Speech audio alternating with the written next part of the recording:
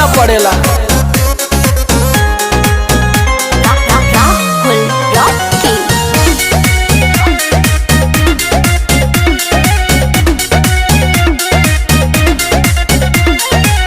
चैती बयरिया मचौले बतबाही, लस लस देह करे आवेला जम्हाई।